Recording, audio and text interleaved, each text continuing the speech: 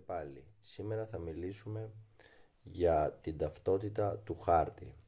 Θα δούμε μια δραστηριότητα που έχουμε δημιουργήσει στη σελίδα Μαθαίνοντας Διαφορετικά, η οποία έχει δημιουργηθεί σε συνεργασία με το Εθνικό και Καποδιστριακό Πανεπιστήμιο Αθηνών και το Μεταπτυχιακό Τμήμα Στρατηγικής Διαχείρισης Περιβάλλοντος, Καταστροφών και Κρίσεων.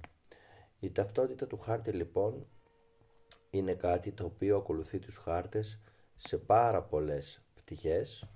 Θα δούμε τώρα εδώ πέρα, θα σας δείξω live ένα χάρτη τον οποίο τον έχουμε δημιουργήσει εμείς και ο οποίος έχει όλα αυτά τα οποία χρειαζόμαστε για να δείξουμε την ταυτότητα του χάρτη. Είναι ένα παιχνίδι το οποίο μπορείτε να το παίξετε και στο σύνδεσμο που σας δίνουμε από κάτω και οδηγεί στη σελίδα μας, και με την πινέζα μπορείτε να τοποθετήσετε εκεί που νομίζετε πως ταιριάζει το κάθε ένα. Ο τίτλος του χάρτη, νομίζω το λέει και η λέξη, είναι κάτι το οποίο είναι πολύ βασικό. Είναι το κομμάτι το οποίο μας λέει για τι χάρτη θα μιλήσουμε. Έχουμε δει και σε προηγούμενο βίντεο και σε προηγούμενες δραστηριότητες ότι οι χάρτες είναι δύο ειδών. Είναι η γενική και η θεματική.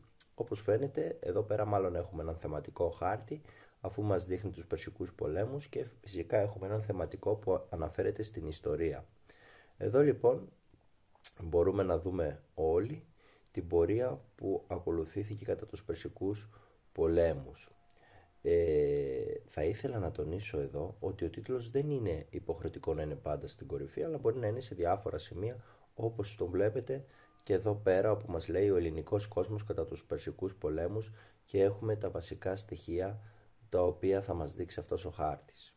Στη συνέχεια, ένα πολύ σημαντικό στοιχείο του χάρτη είναι το υπόμνημα. Το υπόμνημα, το βλέπετε εδώ κάτω, μας εξηγεί ακριβώς τι σημαίνουν αυτές εδώ πέρα οι γραμμές. Οι κόκκινες, οι πράσινες, οι μαύρες. Μέσα από αυτές εδώ τις γραμμές λοιπόν μπορούμε να κατανοήσουμε και να καταλάβουμε την πορεία που ακολούθησαν και οι Έλληνες και οι Πέρσες. Και από εδώ ακριβώς βλέπουμε ότι κάθε σύμβολο έχει τη δική του επεξήγηση. Ένας χάρτης λοιπόν στο υπόμνημα μας εξηγεί, το υπόμνημα μας εξηγεί σε ένα χάρτη τι σημαίνουν τα σύμβολα, και είναι εξόχως σημαντικό, είναι πολύ σημαντικό το υπόμνημα, γιατί χωρίς αυτό ουσιαστικά δεν μπορούμε να διαβάσουμε το χάρτη. Στη συνέχεια υπάρχει η πυξίδα, όλοι θα γνωρίζουμε την πυξίδα και την λειτουργία της, που μας δείχνει τον προσανατολισμό, πάρα πολύ σημαντική και αυτή, για να ξέρουμε αν κινούμαστε προς το βορρά, προς το νότο, ανατολικά ή δυτικά. Είναι πολύ σημαντικό λοιπόν να γνωρίζουμε την κατεύθυνση και να μπορούμε να διαβάσουμε το χάρτη. Αφού ξέρουμε τα σύμβολα, στη συνέχεια να πούμε ότι η κίνηση έγινε προς τα βόρεια ή προς τα ανατολικά, από τα νότια προς τα βόρεια, προς τα ανατολικά, προς τα δυτικά βλέπουμε ότι δεν υπήρχαν κινήσεις και ούτω καθεξής.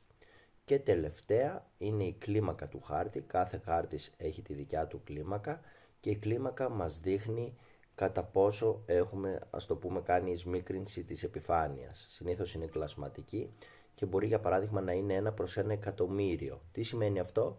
Ότι 1 εκατοστό, αν το μετρήσουμε πάνω στο χάρτη, σημαίνει ότι στην πραγματικότητα είναι 1 εκατομμύριο εκατοστά. Και όπως γίνεται φανερό, όσο μεγαλώνουμε την κλίμακα προς από κάτω, στον παρανομαστή, τόσο γεμίζει ο χάρτης μας με περισσότερες περιοχές, αλλά χάνουμε σε λεπτομέρεια.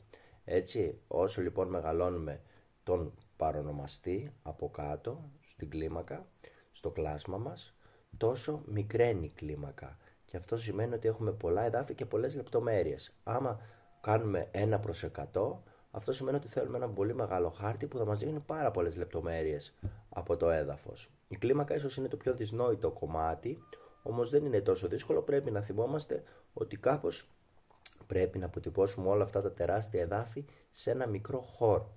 Και αυτό μας βοηθάει να το κάνουμε η κλίμακα. Αυτό. Λοιπόν, σας ευχαριστώ πολύ, να είστε καλά που παρακολουθήσατε το βίντεο, και ξαναλέμε ότι άμα θέλετε να παίξετε το παιχνίδι είναι πάρα πολύ ωραίο. Μπορείτε από κάτω στο σύνδεσμο να πατήσετε και να βρείτε το παιχνίδι, και γιατί όχι, αν σας άρεσε, να μας ακολουθήσετε και στο κανάλι μας Μαθαίνοντας Διαφορετικά και Περιβαλλοντικά στο YouTube. Να είστε καλά, γεια σας.